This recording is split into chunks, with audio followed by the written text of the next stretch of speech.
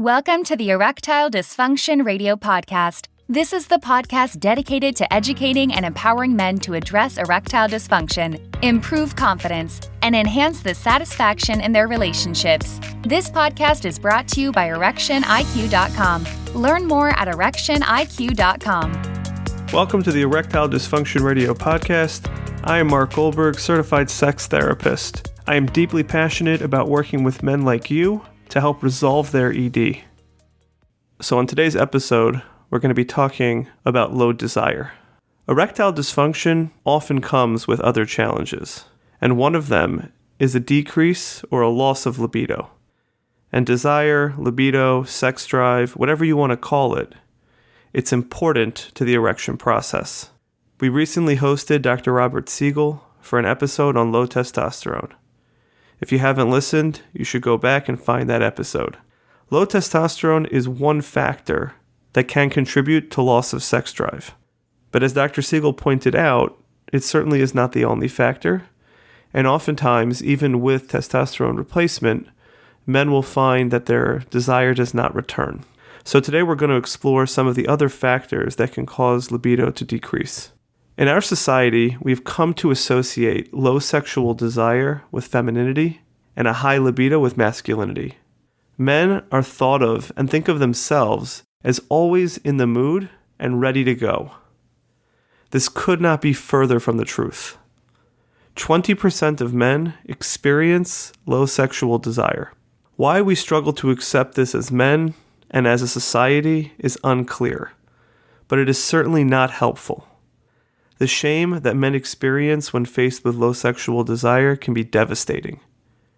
Shame drives us to avoid and to feel alone.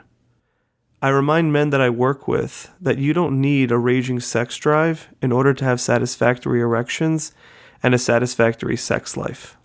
Facing the experience of low desire head on is often the first step to getting there. Loss of libido can happen at any stage of life. Yes, it's true that like erectile dysfunction, decreased libido is more common with age. But there are many men who will experience this in their 20s, 30s, and 40s.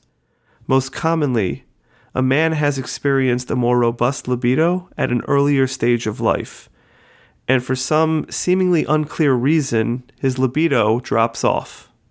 It's important to know that number one, you are not the only one. And number two, decreased libido is often caused by factors that can be addressed. It is less common for a man to experience low libido throughout his entire life. Sexual desire is something that many men grow accustomed to. They learn to rely on it, and they expect it to be as reliable as the sun coming up in the morning. Men often ignore the components that contribute to increasing libido, and they ignore the factors that drive sex drive down. They tend to focus more on their partner's experience than on their own. When it feels like the carpet is pulled out from underneath your feet, when that libido that you relied on for so many years is just not there, it can be confusing and upsetting, and many men wonder where can they even begin to get that libido back. So let's just start with what causes low desire. There are a number of factors that can contribute to this, and they're both physical and mental. One of those factors is exhaustion.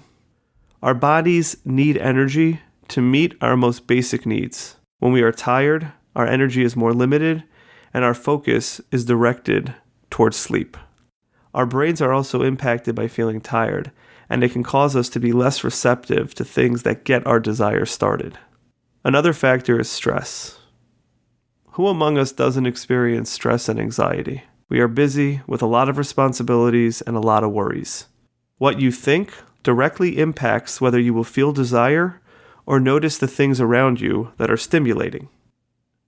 Another factor is depression. Feeling depressed or down can lead to loss of pleasure or enjoyment. It is really hard to want something that you don't enjoy. Sexual desire is often one of the first things to go when experiencing depression. We won't go any further on this right now because we've covered depression in previous episodes more thoroughly, and I would encourage you to listen to them. Low self-esteem and body image concerns can also significantly impact desire. You have to feel good about yourself in order to feel desire.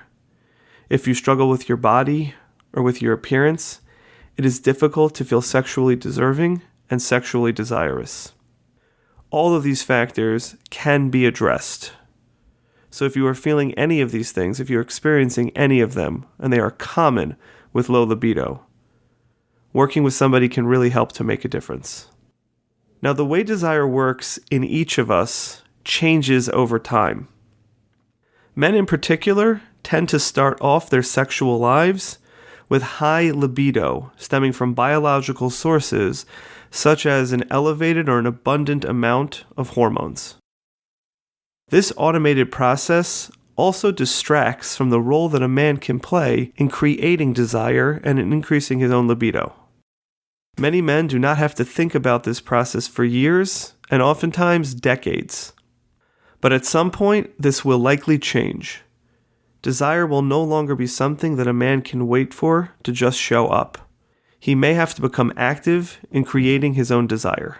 When it comes to desire and erectile dysfunction, it is sometimes hard to know what is cause and what is effect. The experience of erectile dysfunction can make a man not want to engage with himself or with a partner. And conversely, not experiencing desire can cause erectile dysfunction. In some instances, the absence of desire is caused by wanting to avoid the uncomfortable experience of erectile dysfunction. If you are experiencing low desire as part of your erectile dysfunction, it helps to understand what is causing it. It is really important to not get discouraged.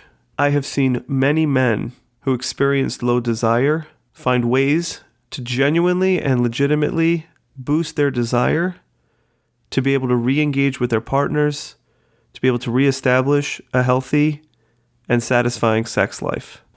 You can do this, and there are people out there who can help. To learn about the steps that you can take, visit us at erectioniq.com. This is our first podcast for 2021.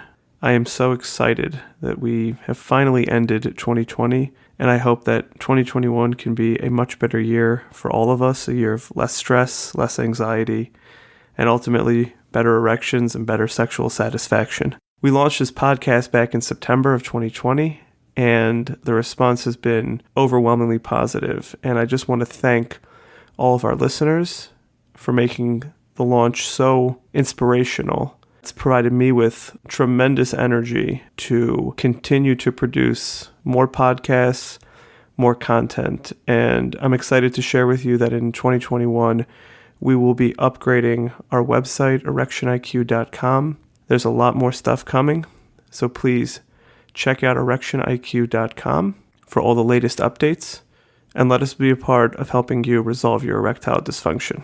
Thanks for listening to the Erectile Dysfunction Radio Podcast. For more information on today's topic and understanding how the mind impacts erectile dysfunction, please visit erectioniq.com. That's erectioniq.com.